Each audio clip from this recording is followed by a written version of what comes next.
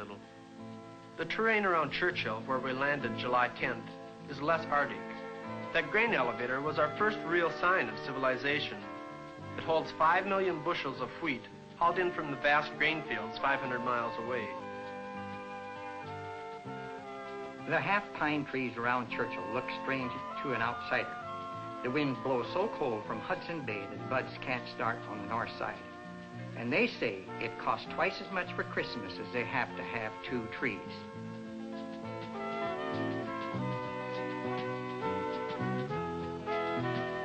On July 17th, the expedition reached York Factory on the Hayes River. They had crossed some 1,400 miles of Hudson Bay. York Factory was a welcome relief for the Schield expedition, just as it was for the early voyageurs when it was built in 1830. The expedition paused only one day, then started up the Hayes River against the current, with 132 portages still ahead.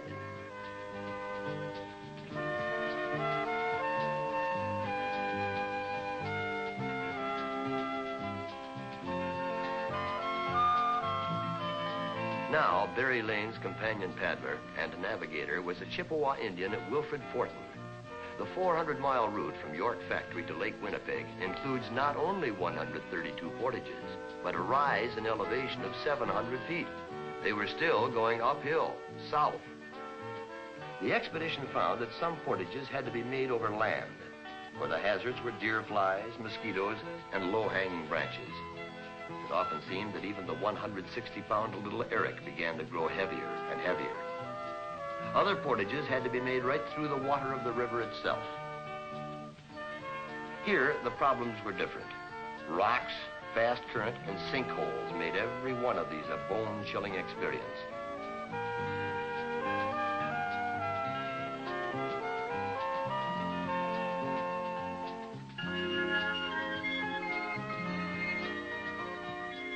Many times the 4-horse outboard motor was a dead weight and became a hindrance. As likely as not, the next portage would find the voyageurs back trudging through heavy underbrush on land, first with the canoe and then back again with the supplies. Along the Hayes, they lived off the land, with fish, rabbits, ducks, and mushrooms serving as the staple foods.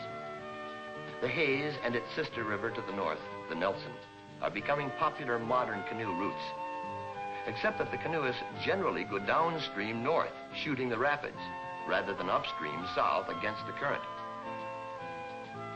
Oxford House and Norway House on the Hayes River have been stopping off points for voyageurs for 300 years.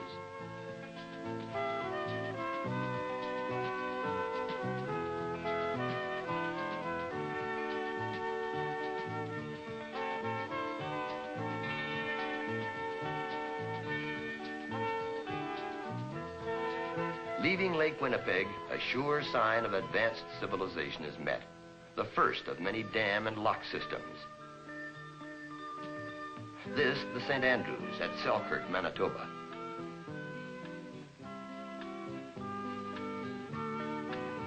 On August 9th, 3 weeks after leaving York Factory, the expedition arrived at Winnipeg and stopped to rest a few days.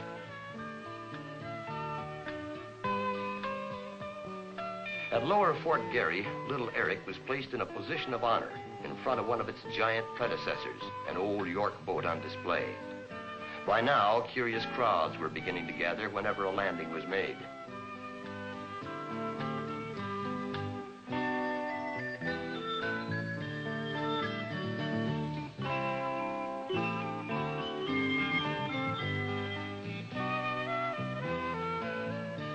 Now, the expedition begins to share the water with a variety of other boats.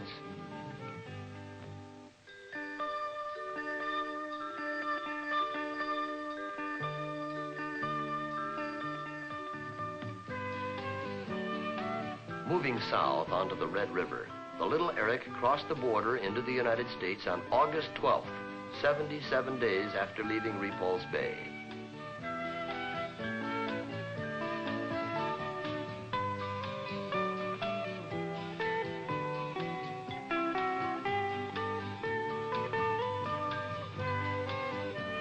At Fargo, North Dakota, a new paddler joined Barry Lane on the Red River of the North, Sam Poquilo, an Eskimo from Baker Lake, Northwest Territory, who was 9 years old before he saw a tree.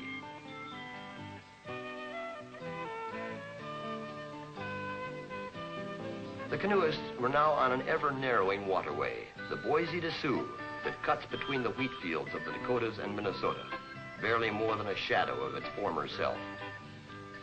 Sammy Pokila would have liked to have joined us earlier in Canada, but he couldn't leave his barber shop at Gillum, Manitoba at this time. Much to their discomfort, the voyageurs found that 1970 was one of the driest years on record in the area. Canoeing became more a matter of walking from puddle to puddle.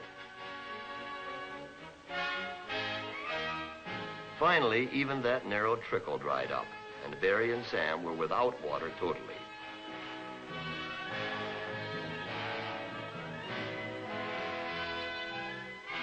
They camped overnight in the stream bed itself, a far cry from sleeping on the ice floes of Hudson Bay, 2,000 miles to the north.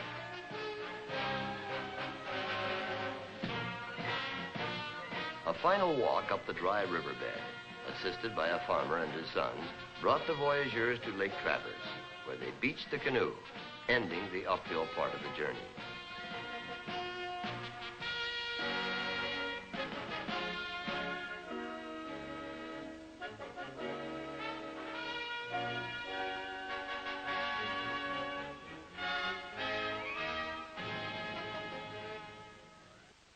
At last, Barry, Sam, and little Eric reached 1,140 feet above sea level.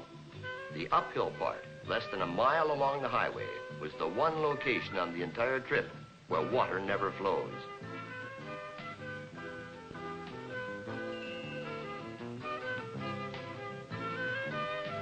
A gleeful portage down a highway, aided by interested bystanders, led to the Minnesota River. The state police asked that the voyageurs hurry. They were tying up traffic on Minnesota Routes 7 and 28.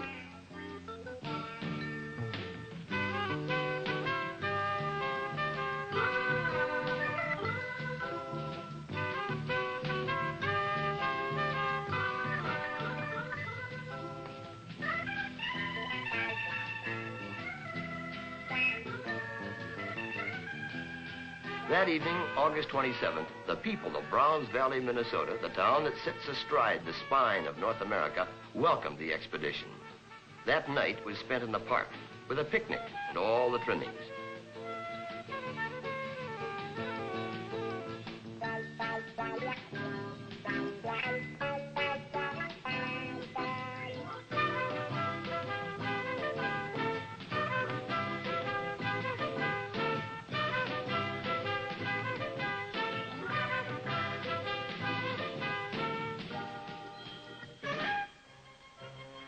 The next morning, it's off in the canoe again, downhill on Big Stone Lake.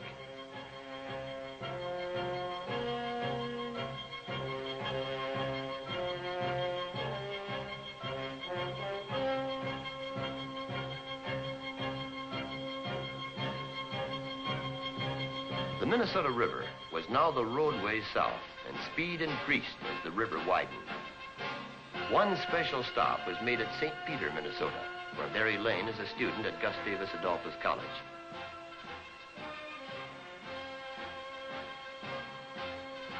They were the first people to pitch a tent legally on the college campus. The celebration was exciting, but the river called them back as the days grew shorter.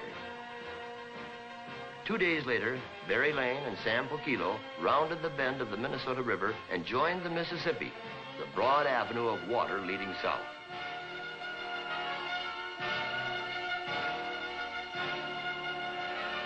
Now, little Eric's progress was watched by the silent sentinels of grain elevators along the river. The 8th of September saw the expedition pass through the city of St. Paul, Minnesota. Barges were swarming as thick as water bugs, and locks seemed to come along at least once a day.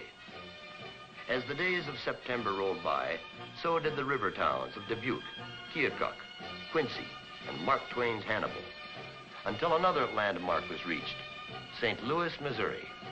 It was here that a third voyager joined Barry and Sam in Little Eric, a 7-year-old adventurer named Thomas Dean from Crawfordsville, Indiana. His letter to Vern Schield went like this. Dear Mr. Schield, I have read your invitation in the U.S. Canoe Association newsletter. I am only 7 years old, but I would still like to go on your journey. He was such a good voyager that we invited him here today. Well, welcome, Tom.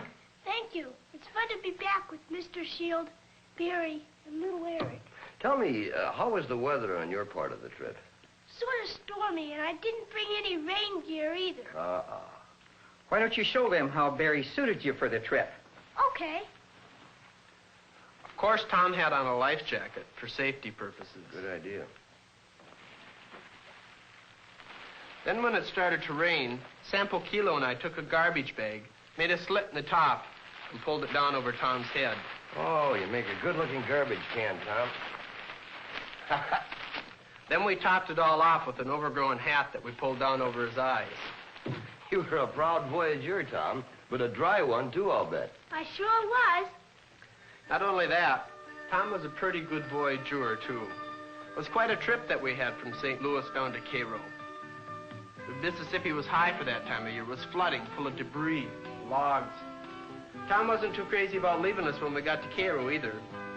But he had to get back to school, and Sam and I had to get on downriver. Now the river and the canoe are moving faster, and the sun shines warmest of all. The town's past read like a history of the Civil War. Memphis, Greenville, Vicksburg. Sprague is the largest paddle wheel steamboat ever built. It's now a museum. Finally, on October 7th, the expedition reaches New Orleans. The press is on hand as the long voyage of little Eric ends at Jackson Square, 4 months and 11 days and 5,200 miles south of Repulse Bay. In all that distance, they never shot a rapids and walked less than a mile.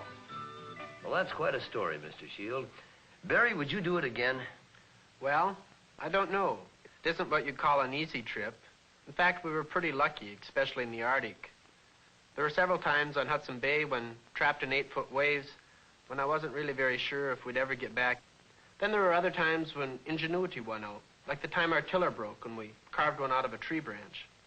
Barry, there's another trip I've been wanting to talk to you about. From where, to where, and when do we leave? See, there's your answer. You know I'm encouraged with young men like Barry. Today, when life seems to be getting easier and easier, there are still expeditions to be made and adventures to be had. That's right. There are still adventures to be had in this modern day, right here in North America. The Schield Canoe Expedition proved that. Vern Schield, Barry Lane, Sam Pokilo, little Tommy Dean, and all the other voyageurs followed in the wake of hundreds of canoe explorers before them. Over 4 months of chill and danger, heat and discomfort, blisters and mosquito bites, all helped to establish that in North America, more water flows up north than down south. All helped to prove that it's uphill most of the way down.